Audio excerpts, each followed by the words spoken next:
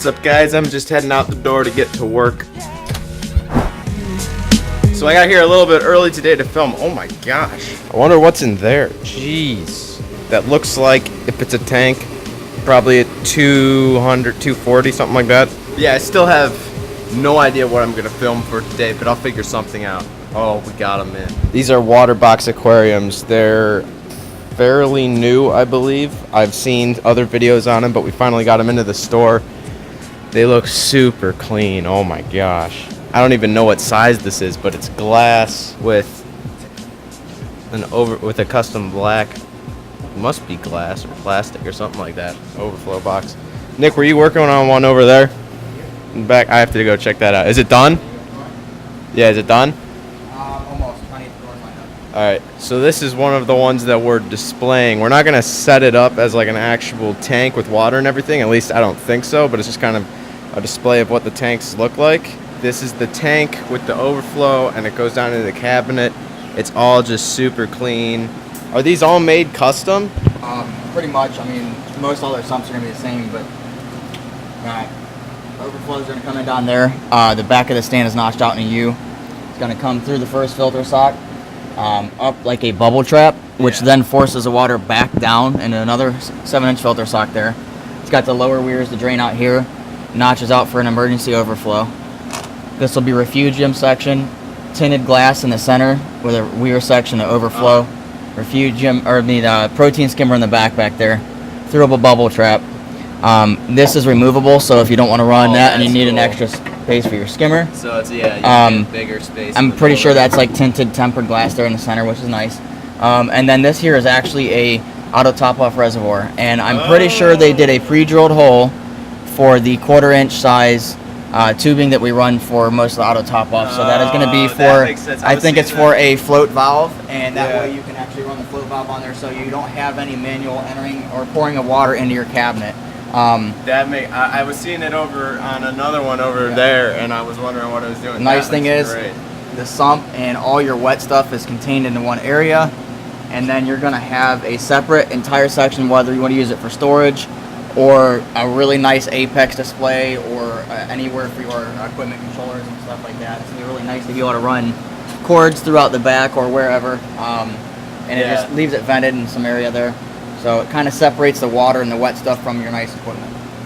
That's awesome. These are like one of the coolest tanks I've ever seen set up. I also redid this seahorse tank the other day, so this is looking pretty clean. Speaking of algae though, I really need to get cleaning the glass on the 500, but it's a huge pain in the butt. Pardon the background noise, but this is what the back of the 500 looks like. And you can see up here, you've just got your Euro braces, I think is what it's called. Don't quote me on that, but going across. So if I tried to reach over to the front, I can only get about halfway into the tank, and that's not gonna cut it. So we have to grab this, then we move this to the top there, grab a ladder, then climb up really close to the light and try to get underneath it like this.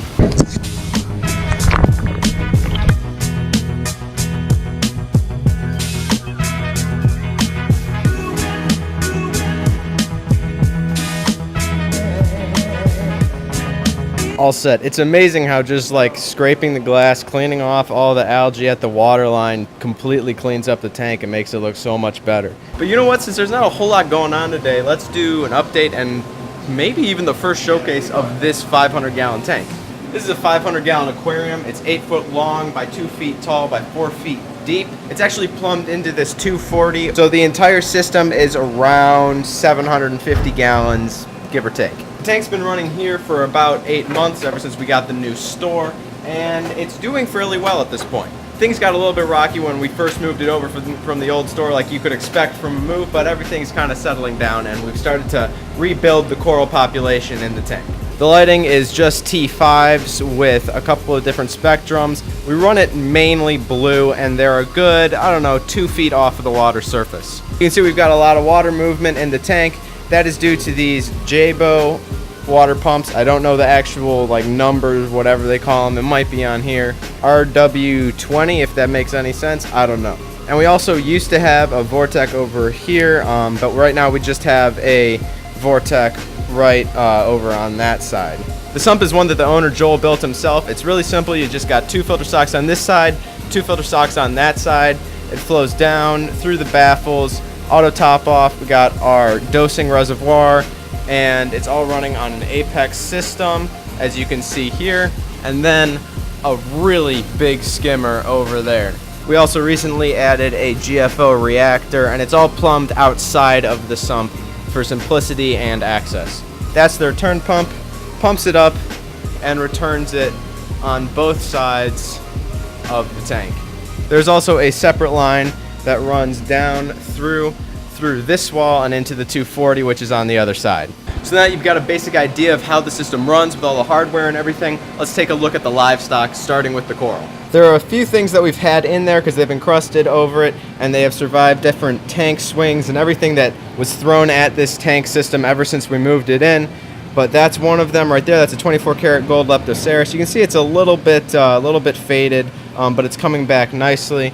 Of course, we still have a bunch of Xenia that obviously survived everything. And you can see some acro colonies, the remainder of the encrusted part, when we didn't snip them out and take them out of there to keep them safe from any tank crashes. Well, they're actually still doing well, like that pink lemonade and that bonsai back there, regrowing new limbs. One of the biggest things that we've started doing with this tank ever since it started becoming good enough for corals to survive in there and do well is we've started to add LPS corals like that frog spawn, that torch, and this hammer up there. We've also got a huge bubble coral colony that we got from a customer. This amazingly was actually grown out from a frag, probably about that size apparently at the customer's, and we got it about a month ago.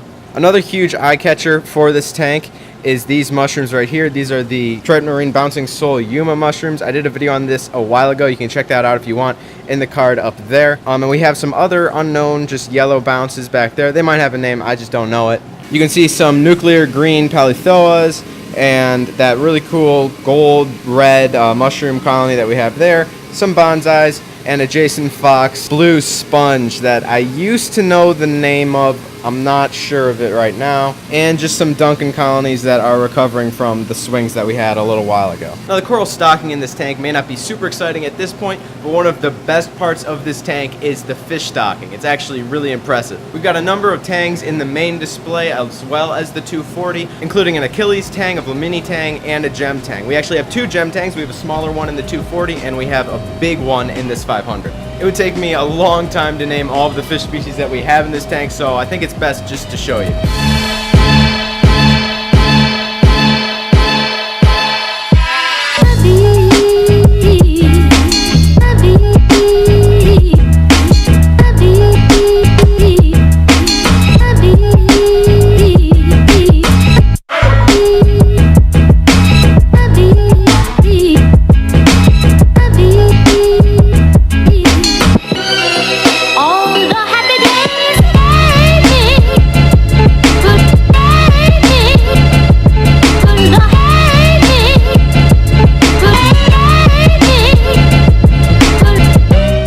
This is the 240 that's connected into the 500.